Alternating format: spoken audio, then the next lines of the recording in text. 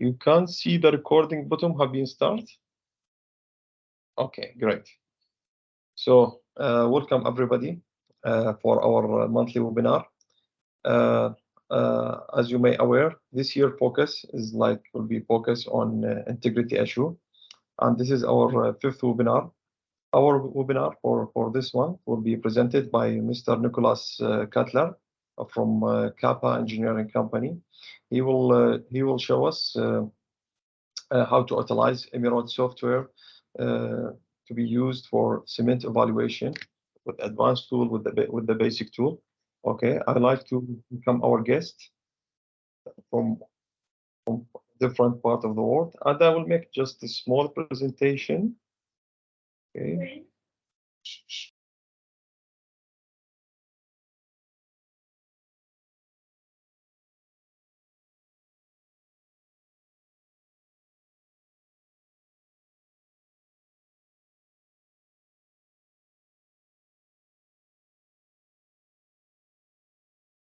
You can see my screen? Yes, we can. Okay, great. Yes. Yes, good. Okay. Okay, 1 second. Let me close my webcam just to save.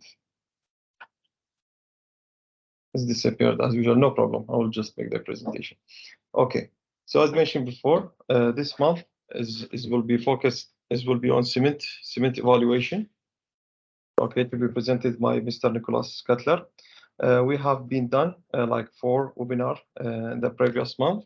This is the 5th one to be done by KAPPA Engineering Company regarding cement evaluation by Emeraude software.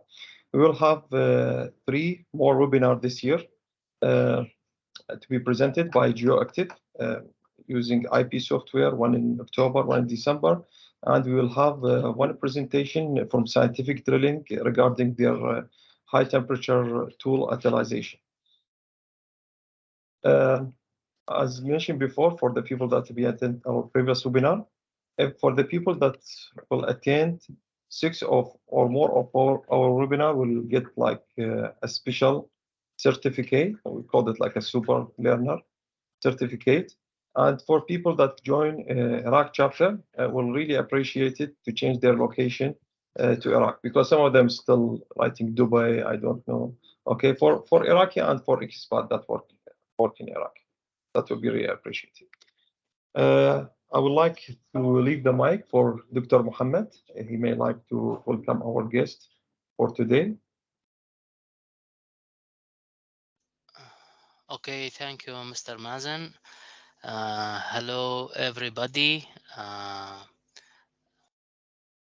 This is Muhammad Jawad, the Vice President of SPWLA Chapter of Iraq. SPWLA Chapter of Iraq would like to introduce the webinar number 5, Cement Evaluation by KAPPA Engineering Company. Today, we'll introduce this lecture for us by Mr. Nicolas Kotlar. Welcome, Mr. Nicolas. And the title of the lecture will be Downhole Cement Evaluation Utilizing Emeraude Software of KAPPA Engineering Company. Welcome again for everybody, and we would like to introduce the webinar number 5, and we hope to join this lecture by everybody from the any country from the world, and welcome again for everybody. Thank you very much. Thank you, Dr. Mohammed. We'll leave the mic for Nicolas. Okay, I'll close my camera to keep the bandwidth. Okay, perfect. And good morning, good evening, good afternoon, everyone, depending where you are. I see people from Mexico, obviously from Iraq. And thanks for joining. Thanks, Mazen and Mohammed and SPWLA Iraq in general for this invitation. It's my pleasure to be here today. We will start very quickly with this session on cement evaluation. Just before we were starting, Martin suggested maybe I could do a quick introduction to Emeraude before going straight to cement. Probably some of you know Emeraude for a number of years now. First version of Emeraude, 1996. It started as a production logging PLT software. Here you can see the typical, tutorial from 20 or more years ago, nearly 30 actually, for the conventional PLT interpretation, full bore spinner density. But nowadays the software is something completely different. Here you can see how the software looks like. Is an integrated case hole logging package. Here you may see some, well, actually the topic of today, cement logs, impedance maps, VDLs, thickness, 3D for, let's say, for integrity, for spectral noise. Of course, we still do production logging, and we have incorporated a number of things. And as I was saying, Emeraude today is not just for production logging in conventional and let's say horizontal wells with array tools, but also DTS and DAS, let's say fiber optics and temperature, let's say derived flow profiles, multi-finger caliper, including 3D display, the whole processing, spectral noise logging, pulse neutron logging, cement evaluation, as we will see today, thickness measurements, right, from ultrasonic or electromagnetic, and also a number of tools for reservoir description. Okay, but let's go straight to the topic of today, because we have a couple of slides, and then I will go straight to do an interpretation in Emeraude. But let's just put this in context, why we want to evaluate the cement. Well, first of all, let's try to remember what are the objectives of the primary cement. Here, what you can see is a casing in a borehole, right, without cement right now. And let's imagine that these three colors represent different fluid saturations, right? So we have water, oil, and gas, right? So typically we would pump the pump the cement. Here, we will pump the cement through the casing. It will break a rupture disc, and it will start flowing through the annular with reach certain depth that we call the TOC, the top of cement, right? And if let's imagine that we want to produce only the oil region. Well, if the primary cement has been successfully placed, the following should occur. The following objectives should be achieved, right? And the first one is zonal isolation. And here you can see a number of arrows. That is actually what happens if there is no zonal isolation, right? Remember that here the only interval that we want to produce is the oil, right? But here you can see if there is the cement is not good for a number of reasons that we will see. Well, you may have water production behind casing flowing through these cement channels or cracks in the cement and being produced through the same perforations. Or you may have like cross flow from the gas region to to a high pressure from a high pressure to low pressure region behind casing, right? So zonal isolation is of critical, it's very critical for production control, for not producing unwanted fluids and so on. Casing protection, here you can see an arrow. Imagine that in this water region, the casing is directly exposed to the formation water because there is no good external cement. Well, that will accelerate the external corrosion rate compared to a well-cemented case and can lead to early loss of mechanical properties. Environmental protection, here, well, you can see an image from Macondo, right? Let's say there is another case of zonal isolation, but imagine that in this case, one of the fluids can flow up, right? And suddenly reach one of the annulars and and can either contaminate shallow water layers or even worse, as happened in Macondo, right? Stimulation efficiency.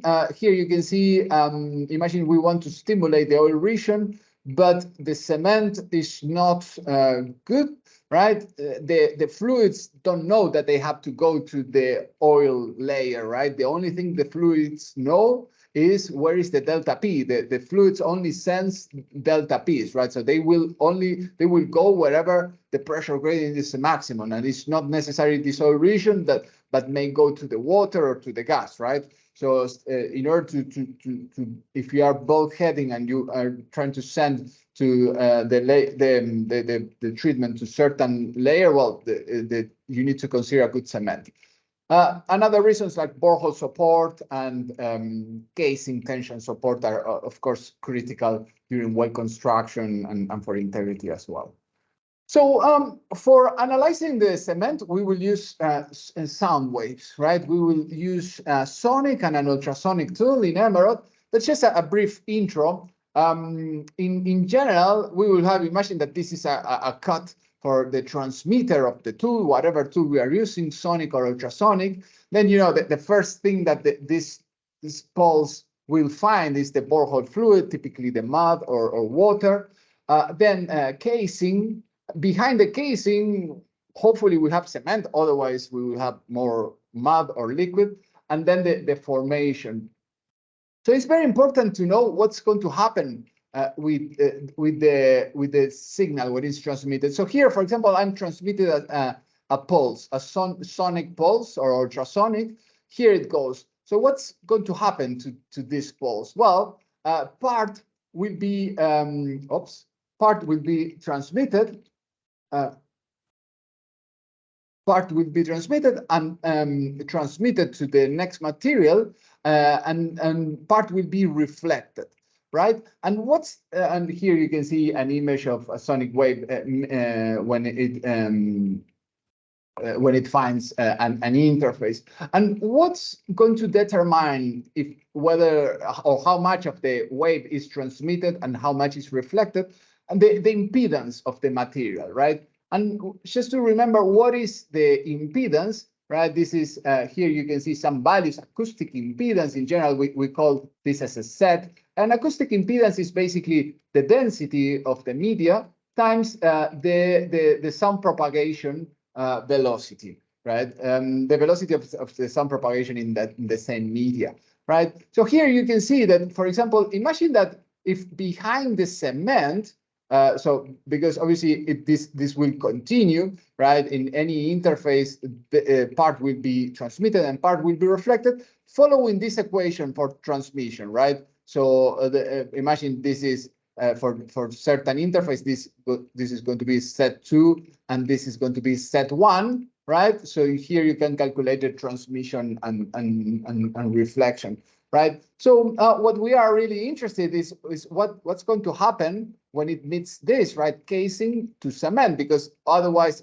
behind the casing, you may either have cement or you may have more liquid, right? That is the case of no cement, basically, right? So this is quite critical because if you see, if there is cement here, the transmission is going to be 0.23. And if there is mud, for example, that has a much lower, here you can see drilling mud has an impedance like from 1.5 to 3 compared to cement that can have 5.5, right? The transmission, if there is cement, is much larger. So why is that important? Well, because the cement allows the acoustic signal to propagate, to go and propagate and die out, let's say, in the formation, right? So whenever there is cement behind the pipe, what happens is that the acoustic signal dies out, right? It decreases, it gets attenuated, right? And what happens in the other condition, if there is not enough transmission, well, it's reflected, and also the casing vibrates, reverberates, right? There is a refraction and the wave propagates in that direction, right?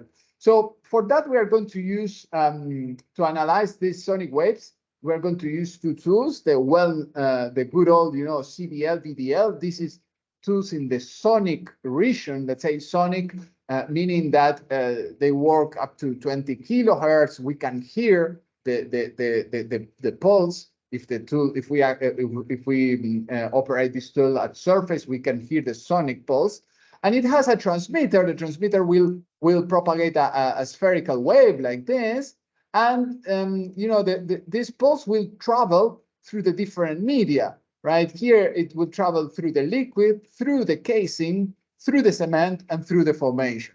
Right, and then the signal will be. We will have two receivers, two piezoelectric receivers as well, at 3 feet and at 5 feet, right? And as I was saying, the signal will propagate through these different media. The quickest media of all is the casing, right? So if we hear the millivolt signal, the signal for example, at the 3 feet receiver, it will look something like this. So these first arrivals will correspond to the part of the signal that comes through the case, right? And here you can see at another depth, and for example, this arrival at this other depth is really attenuated, right, compared to this one. And here you can see some 4 different cases. This is high amplitude. This is also high amplitude. But these two are, let's say, low amplitude attenuation, right? Remember, attenuation means that there is something behind that is allowing the signal to propagate and to die out in the formation.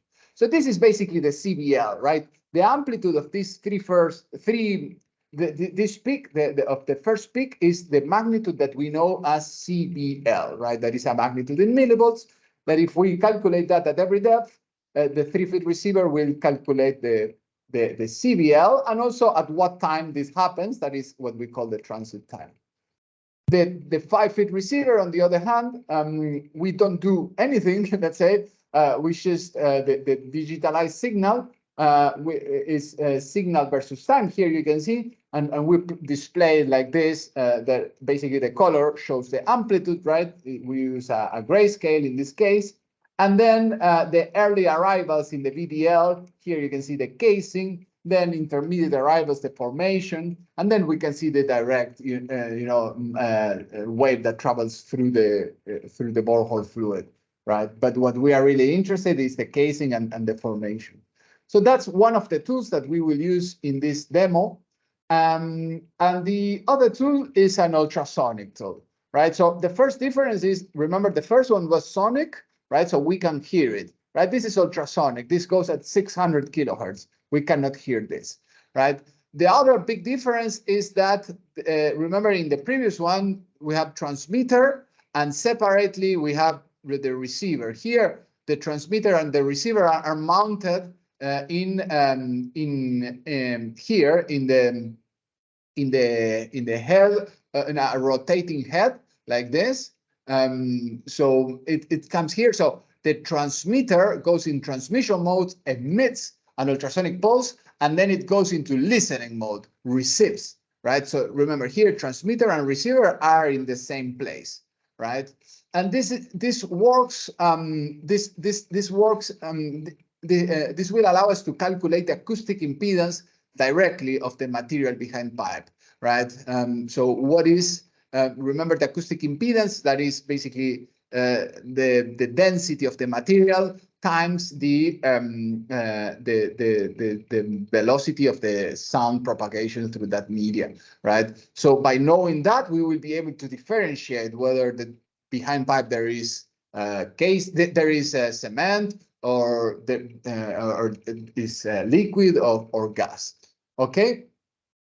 So let's go straight to the example using Emeraude.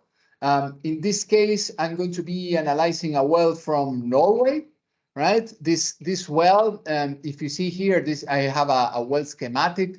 We're going to analyze the cement in this 9/5/8 casing, right? At the time of the cement log, this 9/5/8 casing here had been cemented, and they were going to continue, drilling and completing this 7-inch section down here. So this 958 is quite critical because at that depth, the production casing was going to be set, right? So we need intervals with good cement for setting that, and also this 958 interval was going to be in the future the predefined region for plug and abandon, right? So you want to start with a with a good primary cement to avoid more to maybe in the future save some costs, right?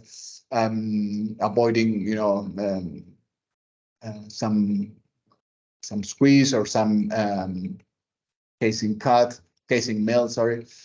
So let's go straight to load the data. Remember, we're going to use an ultrasonic tool, in this case the SLB USIT, right? And also the sonic, the typical CBL VDL. So here I'm going to load in Emeraude USIT CBL. This is a DList file. Remember, if you haven't seen these files, they are similar to the last, but they can include arrays, right? So maps. So here, in this case, there are 3 instances of the file, right, that contains data like CCL, cable speed tension, waveforms, right, contain VDLs, and also a number of, for example, if you see here, acoustic impedance, internal radius, because this USIT tool can be run in both cement and corrosion mode. In this case, we have both types of data in this same file. So here I'm loading the data, right? It's going to take a couple of seconds. There we go. Here you can see some data in the background, and it's asking for some, if you see here, some information. If I go to the diameters tab, well, it found what is the diameter. This case is a 958 casing, 53.5 pounds per foot. This is important because things like the free pipe amplitude are a function of the pipe diameters and so on, right? So I accept this, and I know that these are correct. These are taken from the file. And here I can see my data. Here you see is in this interval, if I zoom in, is only in this 958 case, right?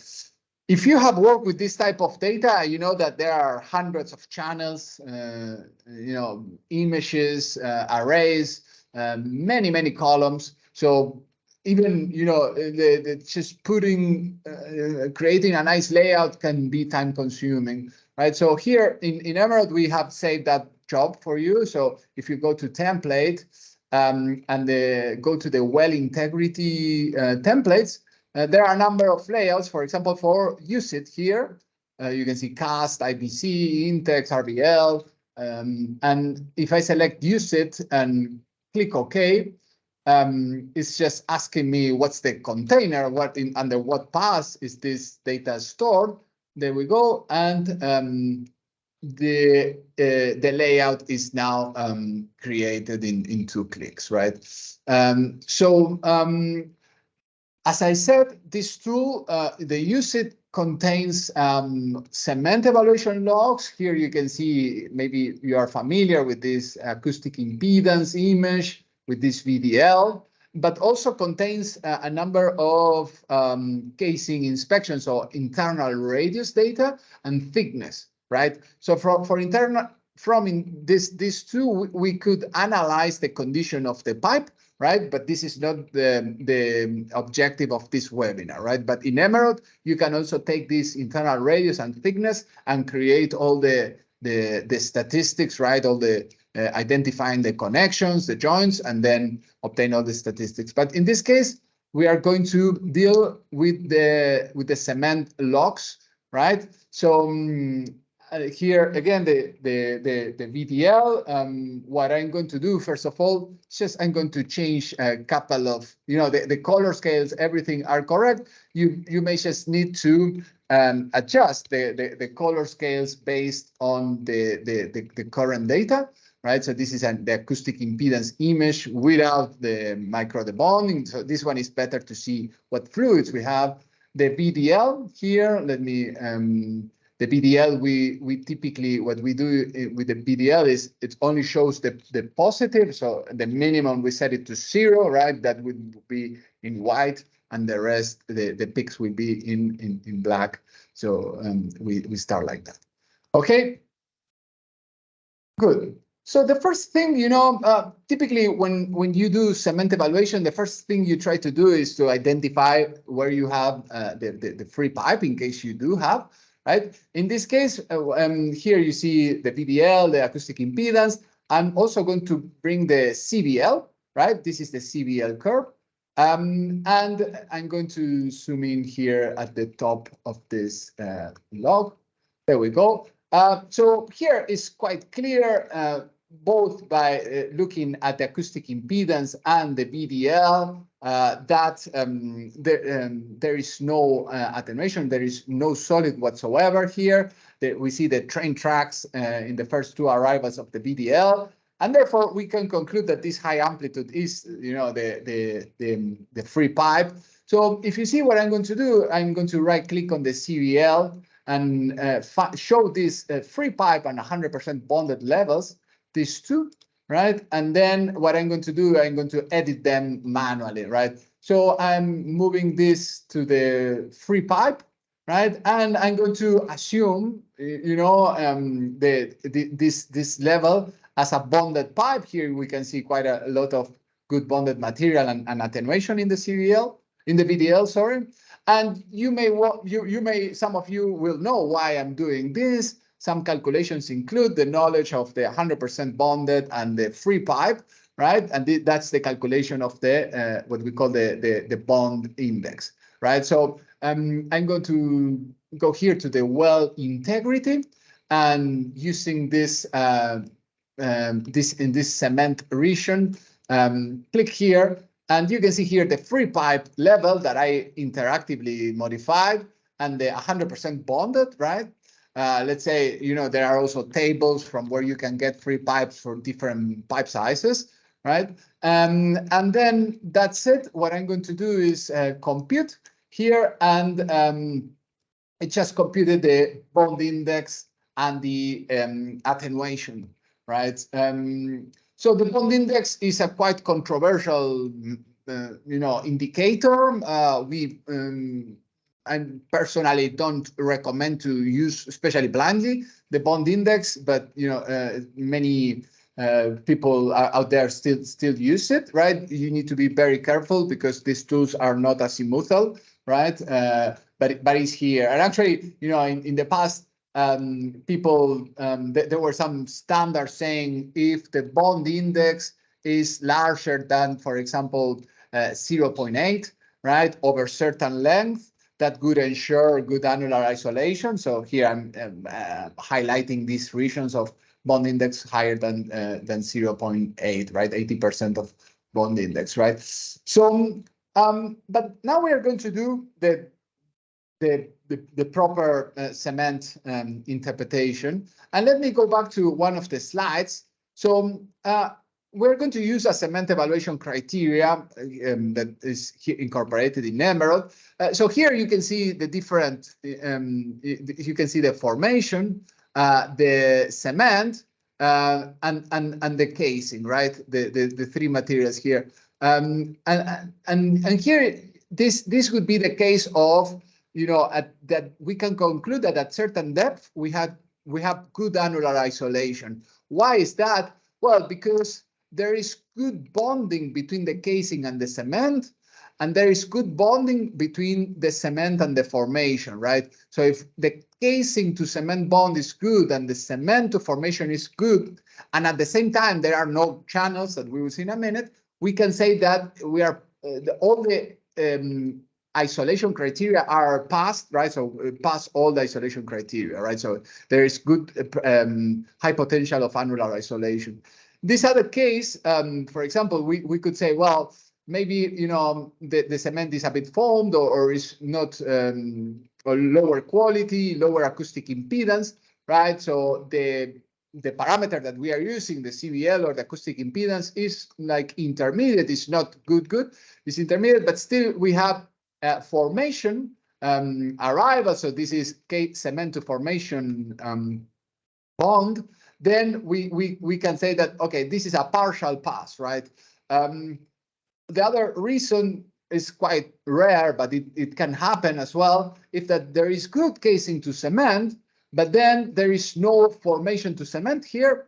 There is no formation to cement. This doesn't occur. So if this doesn't occur, you can see that this allows for this is a flow path, right, for fluid movement. So this could be a case of fail, right, that we don't have cement. And in this other case, well, we may have regions with good casing to cement, but if we have regions like this that propagates over, many meters, these channels, these connected channels can end up, leading to production of unwanted fluids or, contamination or so on. Right. So these are the criteria. In Emeraude, we will have 3 criteria: casing to cement bond. And for this, we typically use either the CBL, right, for casing to cement bond, or the acoustic impedance, right? Then cement to formation bond. Cement to formation bond, we will use the VDL. And then for channeling, we will use a map. In this case, we have the maps of acoustic impedance. Then in radial or segmented tools, we have the map of the 6 or the 8 azimuthal segments, right? So this is the source. So it's very flexible depending on the tool that you have. You will decide what measurement to choose, right? So here in this case, we could choose between the CBL or the acoustic impedance. Actually, let me show you the average acoustic impedance is here. The average acoustic impedance, as you see, when I maximize, you can see is very much affected. These spikes. And if I put the CCL next to it, you will see that this is really affected by the connections, right? So we can do actually 2 things, right, with the connections, because suddenly we will see a very high acoustic impedance. So we can identify those connections and remove them. This is one thing we can do. For example, let's do this now. So I right-clicking here on this acoustic impedance map from where this average is computed, properties, and I'm going to assign a CBL, a CCL. Here in my other screen, CCL, I assign this. And I'm doing this because now this array is associated with a CCL, meaning that if I go here to the Explore, I can use this CCL to, let me show you, clicking on Show and CCL. And there we go. Here you can see this CCL log. And what I'm going to do here is interactively click on interactive, and interactively, wherever this vertical line cuts the CCL signal, a connection will be identified. So there we go. Here you can see on the number of casing joints, right? And later, this will allow us to see each casing at the time. Actually, for example, you can even see them in 3D. So if you click here on cylindrical, I'm going to show you, here is one casing joint. Let me show you like this. Well, maybe if you look with a normal color scale, what I always recommend for casing joints is to use for cement logs is to use filters, right? So here we know that certain colors represent very low impedance, so basically liquid behind pipe.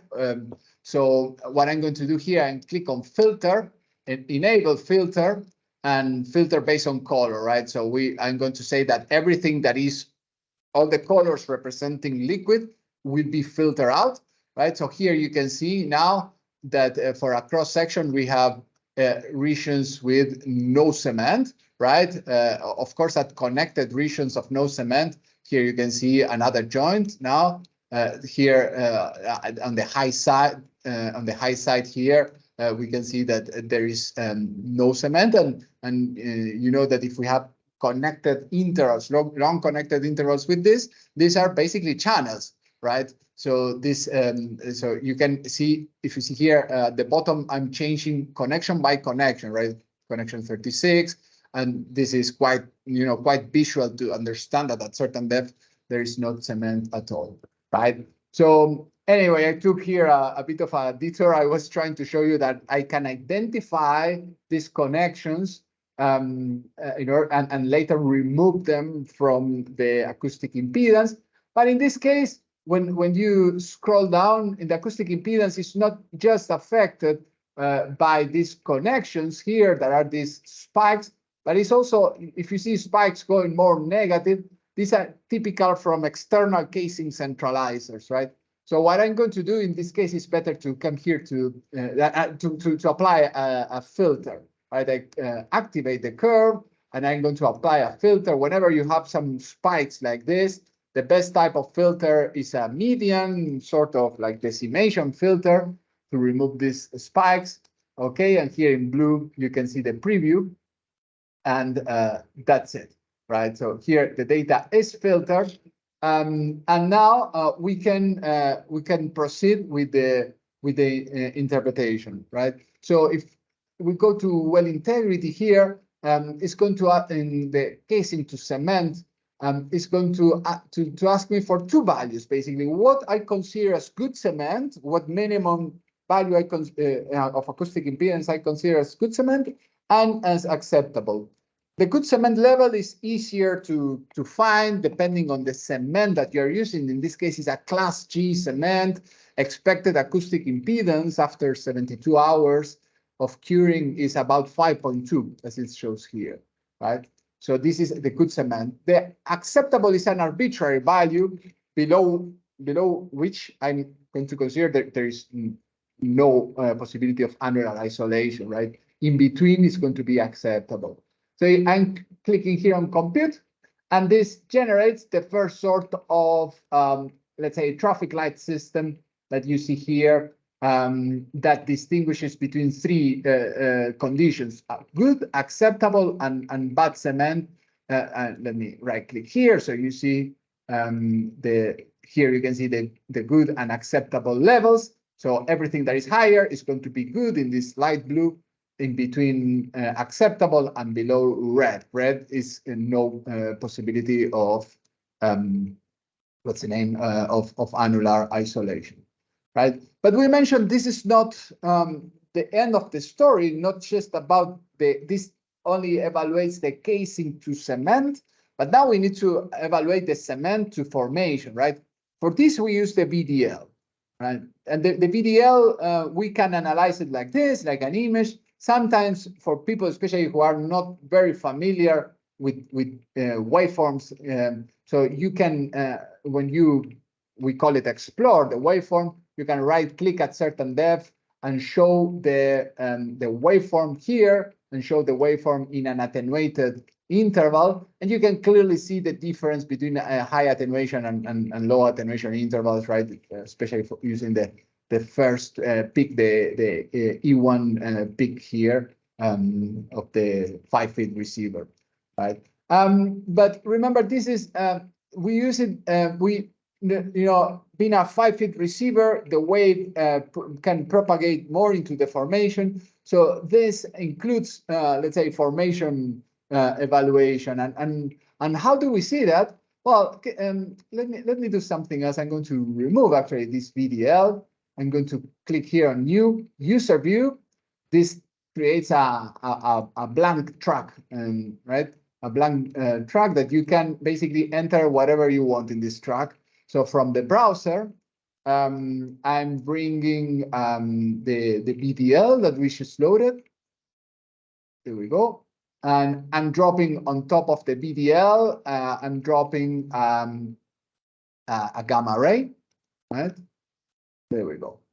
Okay, and why I'm dropping this gamma ray? Because remember that the early arrivals in the VDL corresponds to the casing vibration. So here in this region, you see high attenuation. And then here is low attenuation, meaning the casing vibrates a lot and there's no good cement.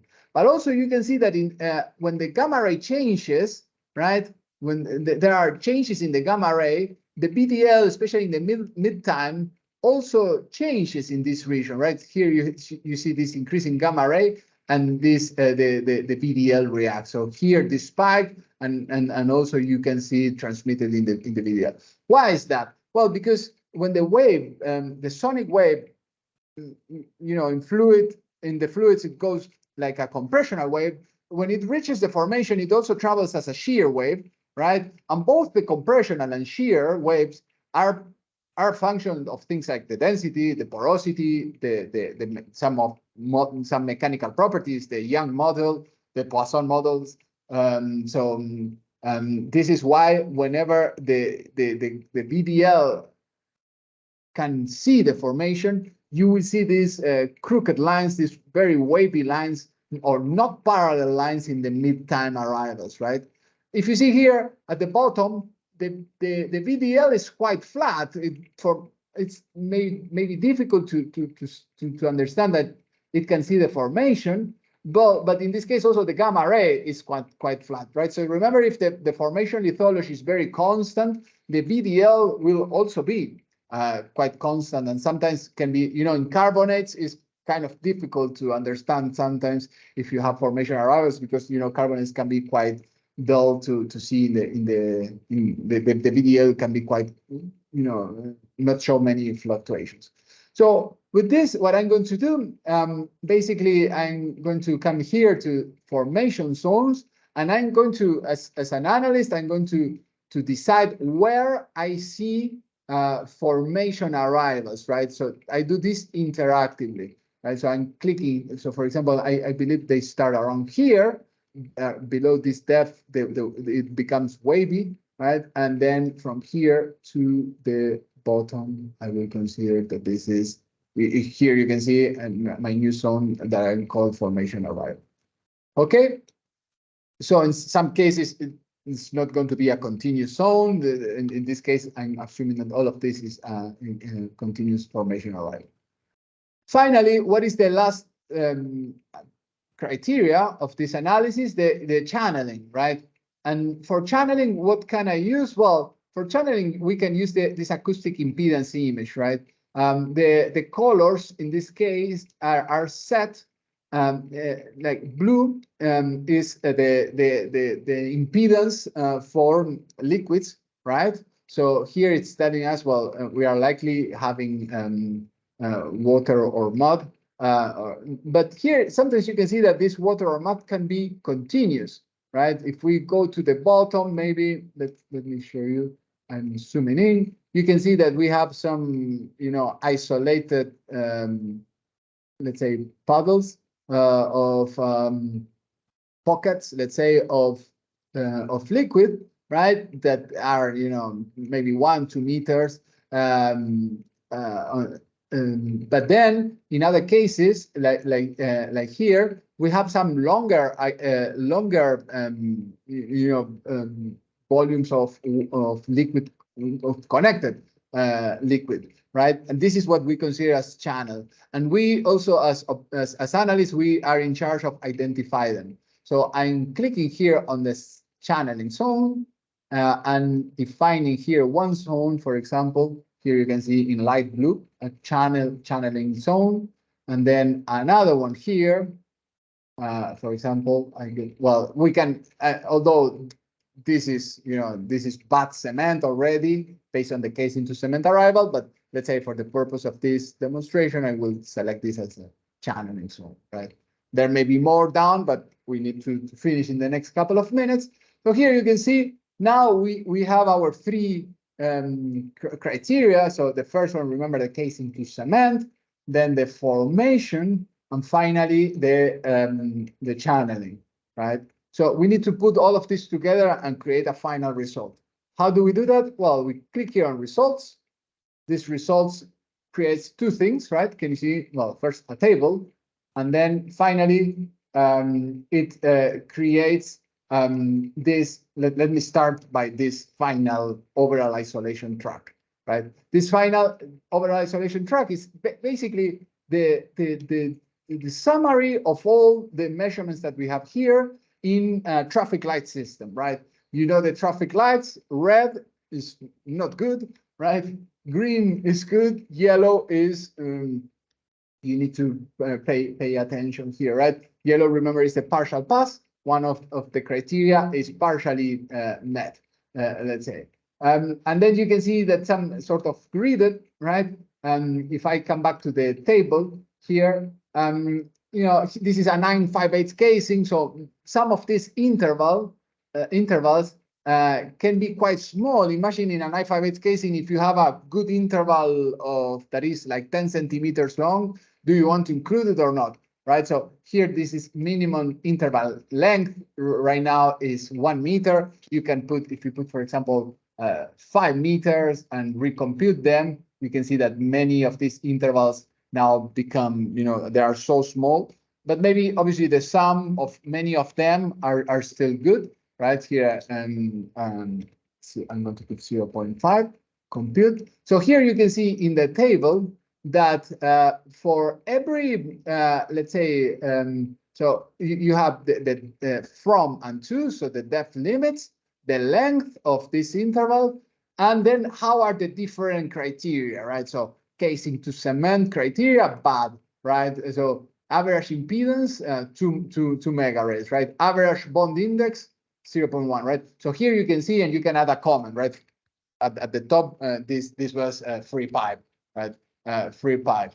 Then we had some region with, you know, not continuous cement, like a sort of Apache cement, right? And then all the different zones here, you can see, for example, for this particular one, we have good casing to cement bond. We have an impedance of 5.4 megarails. And then formation arrivals, no channelings, and this passes all the criteria, right? So sorry for rushing, but wanted to complete the cement evaluation. Let me show you again where was this is for the 9/5/8 casing. We have here at towards the bottom of this 9/5/8 casing, we have quite a lot of good cement with a few, you know, of these isolated pockets that may, you know, result in zones in yellow, like warning. But then putting all the petrophysics information on top of this, I would say that these are quite, these isolated liquid pockets, low side pockets are quite harmless anyway, and all this region should provide also annular isolation. So this was it, as I described here. This sort of what we just did is put, you know, all the information together and obtain a simple result that we can all understand based on you know, a traffic light system that is based on different type of measurements, any type of measurement available. If you have, you know, segmented tools, you could incorporate them as well. So it provides a lot of flexibility depending on the tool and on the type of completion that you have. Okay, good. That's it from my side.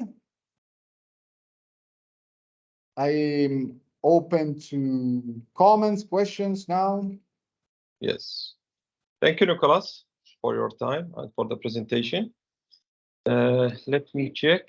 If anybody have any question, he can jump directly. Okay.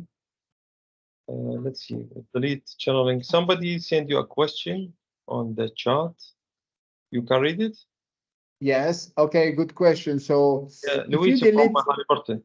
Yes, Luis. Yes. Let me show you. So if you delete the channeling zone around 2760, let's say that is this one, right? Is the isolation still resulting as no pass? Well, if you see what if you see here, what do we have in the cement to casing? right? We have quite a lot of red, right? So if we delete this, yes, it will mostly result. Let me show you. I will first delete this part, and then I will recalculate, compute again, and it's pretty much the same apart from this band, right? Because here the casing to cement in the middle, it shows an acceptable cement. So as you correctly said, it's mostly showing, no pass, because we really don't have much cement here. We have a high amplitude in vibration in the VDL, in the CBL, and so on, right? So yeah, it's in this case, it's mostly a no pass.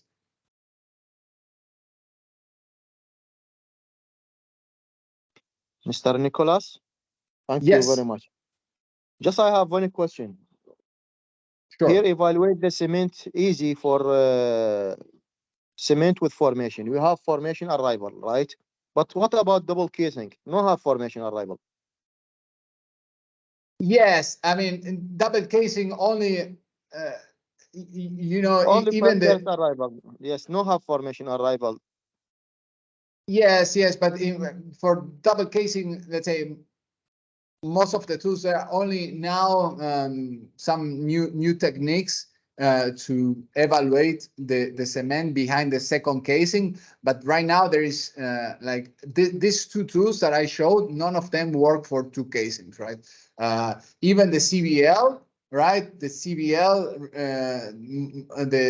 the amplitude, if you have two casings, will be very high. Because there is no attenuation behind the first casing, right? So these two tools that I showed, none of them work for two casings. For if you have two casings, the new techniques, what they are doing is some sort of frequency analysis, like a Fourier transform of the whole VDL, trying to identify the behavior behind the second. But it's quite new. I haven't seen person. I haven't seen. I haven't worked with this type of tools yet. Therefore, for example, between 1338 and 958, for example, according to the casing design, sometime 1,000 meter. Therefore, according to the CBL difficult, according to the SBT difficult, according to the URS is difficult. Yes, So exactly, analysis formation arrival, because no have formation. Yes, and actually the CBL itself or the VDL, they are not representative of what we are trying to measure, right? Because as you said, there is no formation, there is no cement, there is no attenuation behind the first casing. The casing will vibrate a lot, right? So these tools are not meant for double casing. Okay, thank you very much. Any other question? Nicolas, somebody sent you something on the chat. Okay, let me have a look. Yes. It says here in Mexico, we have different cases of fractured carbonates and burgers. There's high porosity, and some intervals don't have cement. So this will have a high production. Mesozoical and Cretacical superior in Mexico. My question is, in Iraq, you have similar cases of naturally fractured carbonates. Yes, you have natural fracture in Iraq, with the cement quality. Something you can add, Masin? You have natural fracture in Yeah, we in have Iraq. like only in North Iraq, like In Kurdistan area. Kurdistan, yeah. Full of fracture, mountain area. I believe also in South Iraq, some field, but mainly in north of Iraq, Kurdistan. Bugs, yes, there is a lot in South Iraq. Even like the man formation, like it's water like water reservoir, but it's like have all this buggy cracks, carbonate. So I'm not sure what the question. Yeah. Same with me. I'm not sure exactly what is. Yeah, Rabin, you can jump and talk your question if you like. Robin. Okay. I believe the question is mainly about the effect of fracture and bug on cementing operations look like? Yeah, clearly you can have more cement losses. Obviously, depending on the obviously the cement composition, but the losses can naturally increase if you have baggy porosity or fractures, and then this may results in channels, results in overall lower annular fill and so on. Okay, so if no further question, I will just have like just a few comments. Okay, if anybody like want to get the new version of Emeraude, he can like communicate with KAPPA, send email. They will send him 1 month license. I believe this option is still valid. Okay, if somebody want to test the Emeraude, he can ask for demo license. Yes. Okay, because many people do not know that and he try to use old version or some unofficial version. Okay, but actually KAPPA is more than happy to provide like 1 month demo license. Okay, you can use it all functionality. Okay, and Mr. Mazen, just I have last question. For Mr. Nicolas. Yes. In general, yes, thank you very much. In general, before go to the any cement evaluation, you should check many things. For example, not go directly for cement evaluation. Maybe for me, each day do cement evaluation. You should check the first cementing operation, second weight of cement, third type of cement, do scrubber or not, do FIT before cement log or not. Many things I check before go to the cement evaluation. This is very important. Some person go directly to the cement evaluation. He don't know about the operation, heavy losses or not, casing scrubber or not, how many weight of cement. Not check this. I think this is not right. 100% agree with you. Yes. If we don't know the type of cement that has been pumped, the well completion, the deviation has a huge effect, right? Whether there are external casing centralizers as well, all of that has a massive effect, right? In my demo, I went straight to the interpretation because it was the idea of this demo. But definitely, you need to know the operation. The losses, as you said, are very important. Compare the estimated or the original estimation of the top of cement with the actual top of cement. This has to be evaluated and reported, and because that talks about the losses and so on. So, yes, I fully agree with you, Ross. Thank you very much. Thank you. Yeah, really good question. Yeah, I can add like the type of lead and tail of cement, if it is lightweight cement. Okay, all these factors will affect the cement evaluation, as Mr. Abbas mentioned. Also, we have Mohaned Abbas Mohi want to ask a question. Yes, sir. Hello, can you hear me? Yes, we can hear you. First of all, thank you for the great lecture. I just have one question. I've heard that if you've had like a radiation material settling like behind the casing, you would have the indication by comparing between the GR of open hole and the cased hole. Now, does that settling of radiation material have an effect on the cement bond logging tool or not? Good. Yeah, that's a very good point. So, radioactive markers in case hole are used, and especially since we were talking, for example, about carbonates, sometimes it's very difficult to correlate in carbonates because the gamma ray doesn't show anything. So you add this either, it can be either pip tags in the casing itself, every certain number of joints, or it can be, there are other, sometimes when you do a fracture, right, and you want to study the vertical fracture propagation, you can tag the fracture with radioactive markers, right? None of these markers have any effect on the cement, can have a negative effect on the cement, okay, on the annular cement, okay, or cannot interfere with the cement, the acoustic propagation of the cement evaluation logs, right? So it doesn't affect the measurement, that doesn't affect the cement itself, right?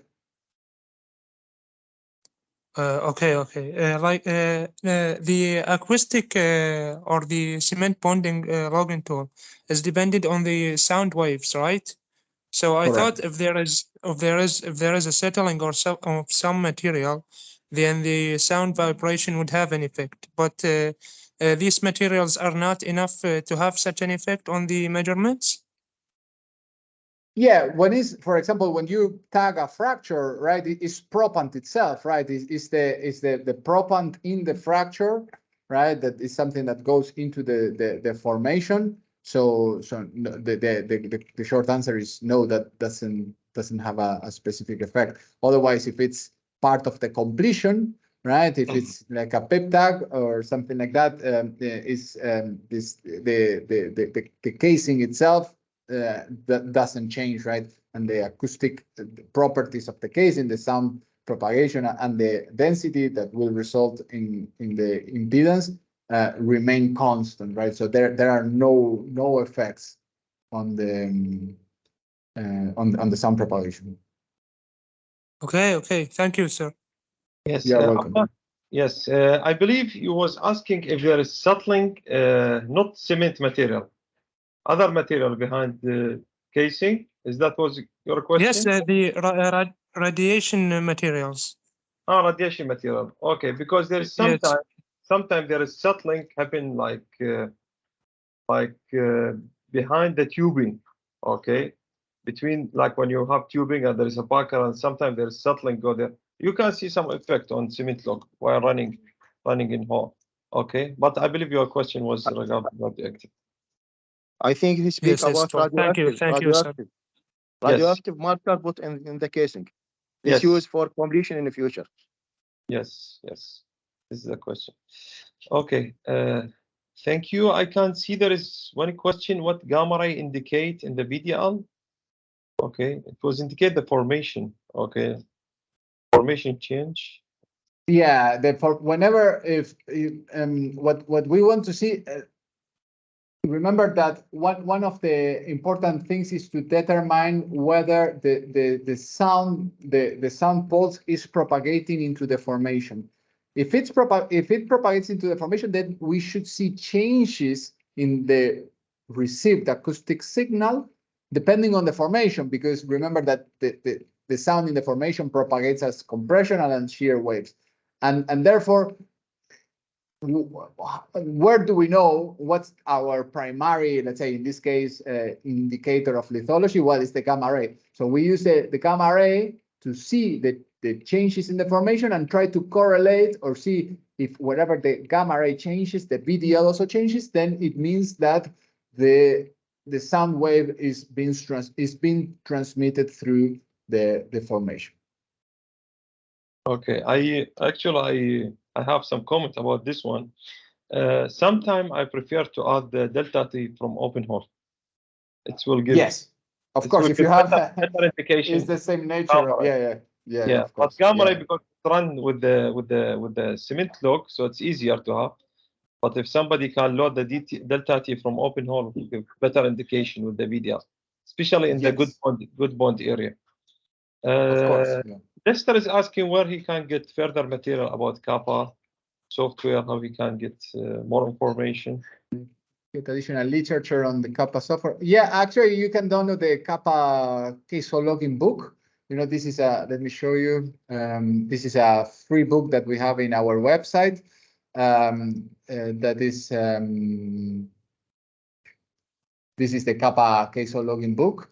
It's a 350 pages technical reference on the different areas of case hole logging. So it incorporates all the production logging in horizontal wells, and also for cement is chapter 10.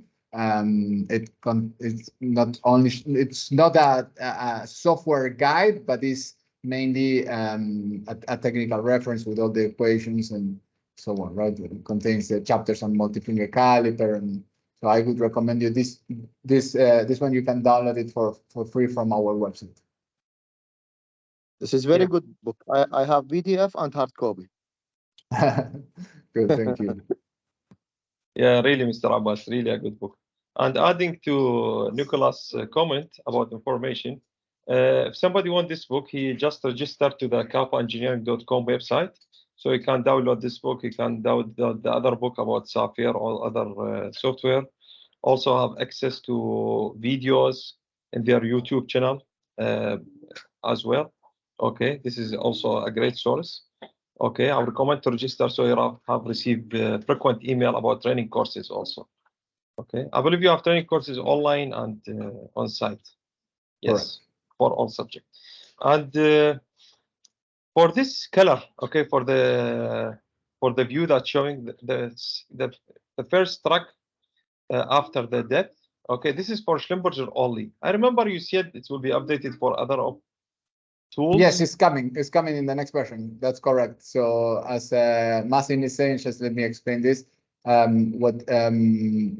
This is so far it's the Schlumberger tool, but if you see this acoustic impedance, it's created by 72 azimuthal measurements. So this basically summarizes that. It says what percentage of the annular as liquid, solid, micro-debonded, and gas, right? And so far, this comes only with Schlumberger data, but in the next version, we are making this available for any tool in the market. So if you load, I don't know, any other ultrasonic tool, cast, Intex, and you set what are the impedance for liquid, for gas, for solid, then Emeraude will calculate this automatically for you. Yes, like personally, like we have tested this the Emeraude with the cast, with the SPT, with the RBT, and with also Urus from Weatherford. Okay, all work good. Okay, Schlumberger as well. Okay, and it's worked perfect till now with all the cement tools since about 1.5 years. And yeah, thank you. And just last question from my side. You want to add something about fast formation and what coming next for the Emeraude? Fast formation for cement evaluation and what coming in Emeraude next in general? Yeah, okay. So fast formation is, I mentioned something that typically, let me show you here it is. What I said is that the first, when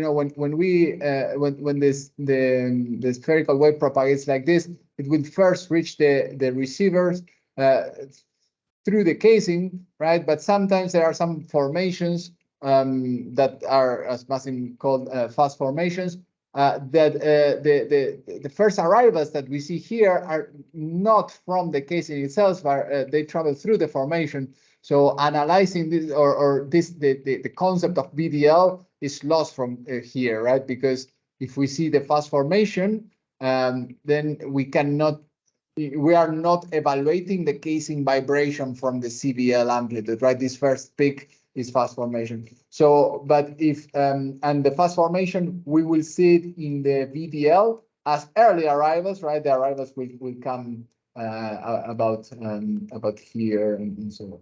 Right. So sorry for my lines. I tried to make parallel lines, but okay. So yeah, the analysis technique is a bit different.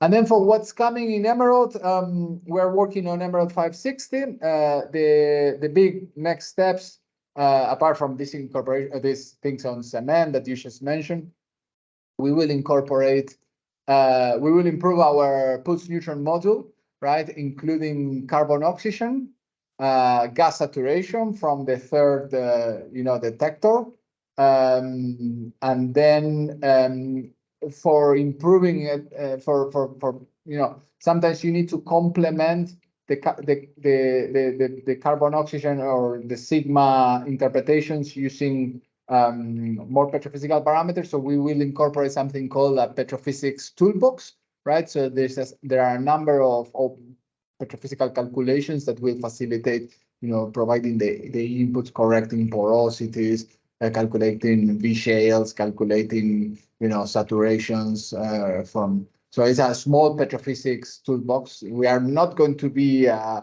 open hole software for now, but yeah, we are incorporating also that.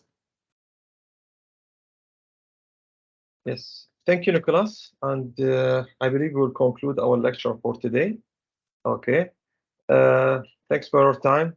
Thanks for our participants of today. We'll send an email for the people that willing to have a certificate today. And see you next month, inshallah. Thank you, Nicolas, again. Thank you, and have a good rest of the day. Yes, Mohammed, do you want to say something before we conclude? Okay, maybe you can. Yes, Mr. Mazen. Thank you, Nicolas, and thank you for KAPPA Engineering about the great program and softwares.